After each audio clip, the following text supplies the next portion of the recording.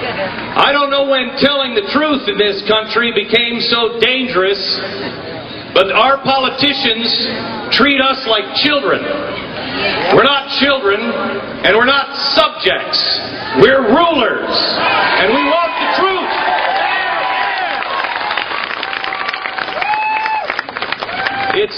It's our country. Yes, it is. Each and every American, Republican, Democrat, Independent, it's our country. We decide together.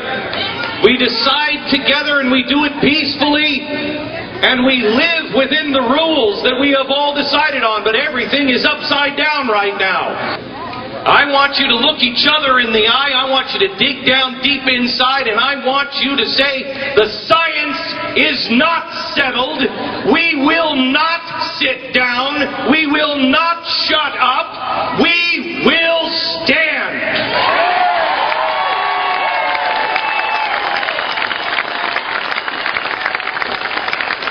We will stand and we will be heard.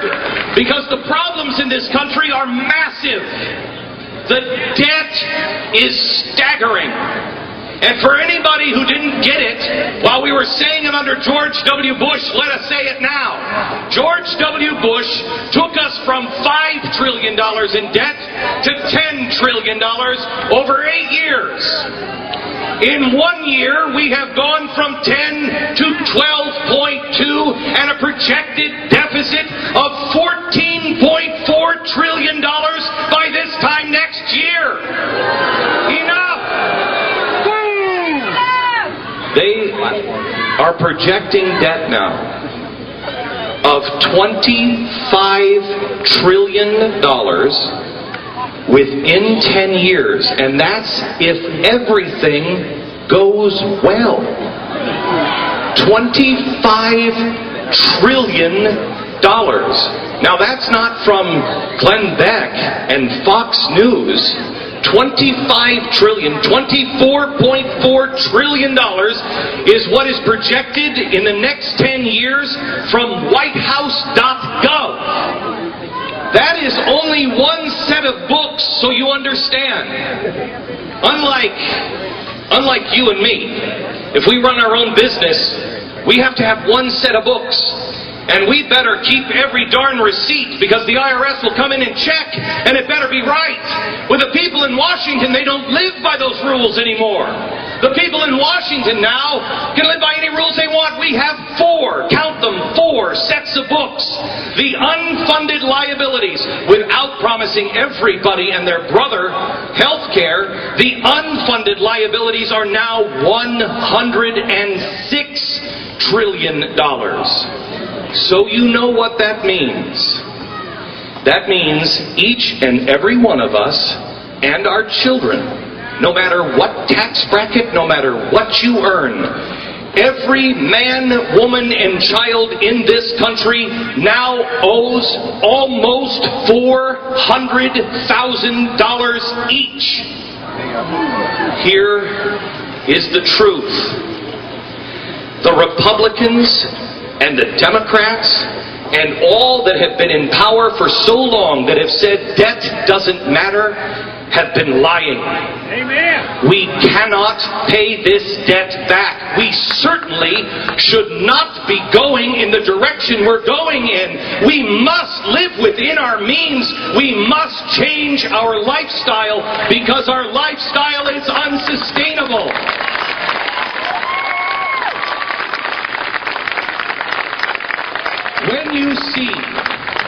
When you see a bill like health care that says it's 2,000 pages and it's debt neutral, I'm sorry, but somebody's going to have to pay for it.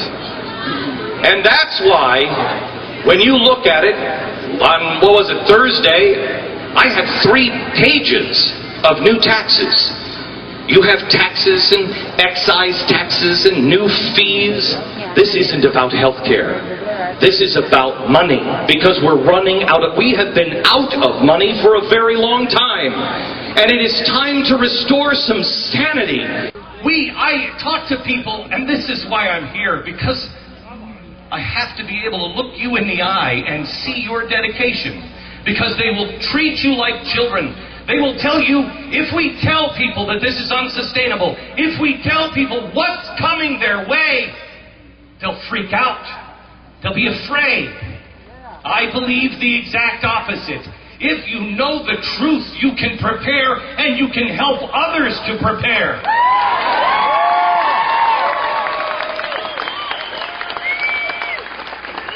They know this won't work, and they are making it so much worse. If they really believed in what they said, you wouldn't have to put 3 pages in this healthcare bill that gave $100 million to New Orleans, $100 million, giving it away to Louisiana. You wouldn't need that. That is a $100 million bribe for one person's vote. The corruption must stop. Congressman William Jefferson. He's the guy who put the $90,000 into the freezer. I actually heard people in the press say, 13 years, boy, that's excessive. 13 years, that's excessive? I say 13 years, that's a good start.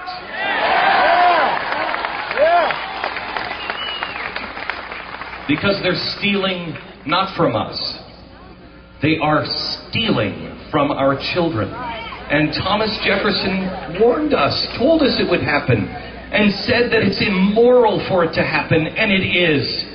They are attaching themselves to our children's future wages, and at this rate there will be no wages, and they know. I told you over a year ago, please read about the Weimar Republic. Read about the end of the Republic of Germany, Weimar, before it fell into the hands of the Nazis. We are facing the same kind of financial questions that they faced. It was unsustainable. And for the first time in American history, we started to monetize our own debt. That's when I told you, please read about Weimar, because they did it. And it ends the same way every single time it has been tried. Here's what happens. Your politicians say, we're just going to monetize our debt. We're just going to print a little bit more money. We'll just print a little bit more money. And then the trap starts. We're in the trap. And at some point they have to make a decision. Right now what they're doing to our financial situation is exactly what happened to us in the housing crisis. There was cheap money available. They said, go out and buy. Go buy homes. And so we did. But then the interest rate went up. And the whole thing collapsed because it was built on cheap money. Well, I know you. You're not the ones getting rich right now. You're not the one taking all of your money and you're buying precious minerals. You're not the one going out and buying oil futures. But by the billions of dollars, people are taking 0% interest money from us. They're buying them all over the world. 0% interest dollars. And they're buying just like we bought these houses.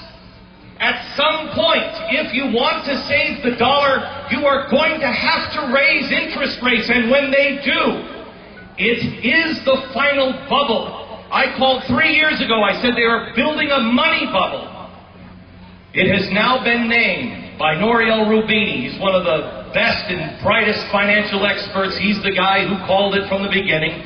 He just named it. It's not the money bubble. They're calling it now the asset bubble. It is a global catastrophe on the horizon.